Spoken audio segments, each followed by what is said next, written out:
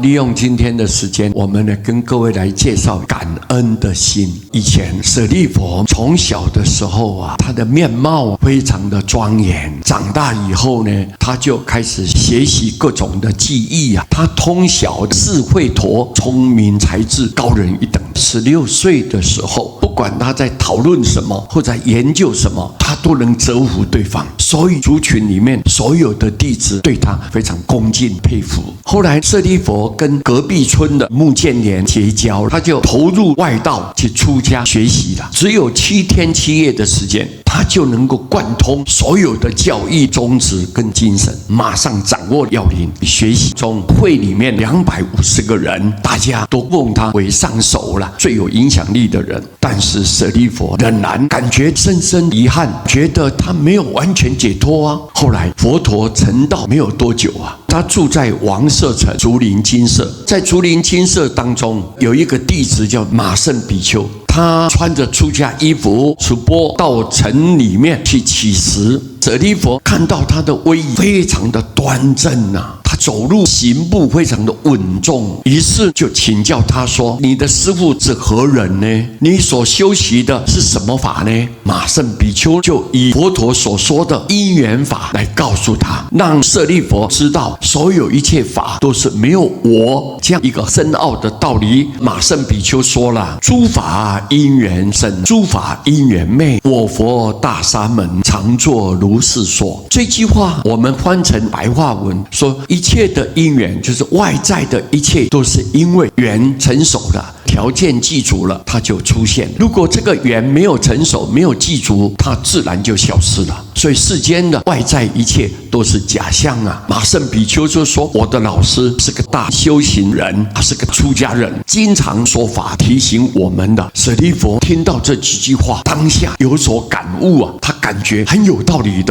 接着就跟好朋友目犍连各自率领250个人，同时到竹林精舍去皈依佛陀了。闻法以后，他就证到了4国阿罗汉，而得到真正的解脱了，成为智慧第一的弟子，来帮助佛陀教化众生。从今而后，舍利弗心存感恩的心啊，每天在入睡之前都要先观马胜比丘今晚行脚在什么地点，睡觉的时候头一定朝着他所在的地方入睡，表示不敢忘记他学佛因缘的来处。他今天能证到4国罗汉，得到大成就大解脱，就是因为马胜比丘跟他讲这么一句话，所以他深深的感恩，证明了舍利弗、目犍连他们都是从很微细的地方观察一个人，他今天能够成就，他会思考到我是什么因缘能够走到这样的地步，他就会经常怀抱着感恩的心，不敢丝毫忘记。所以这样学佛就很容易成就的感恩的心。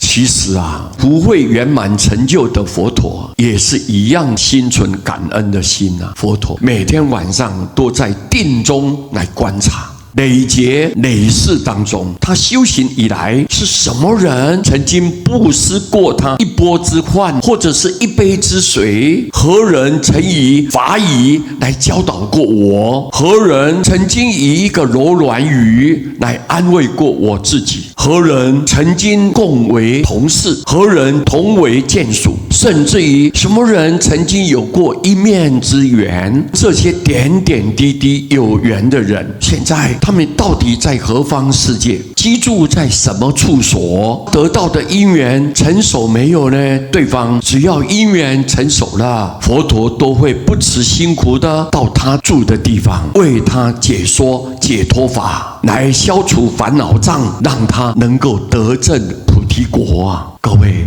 我们一般在回向文当中嘛，都常常念到上报四重恩啊，下济三途苦。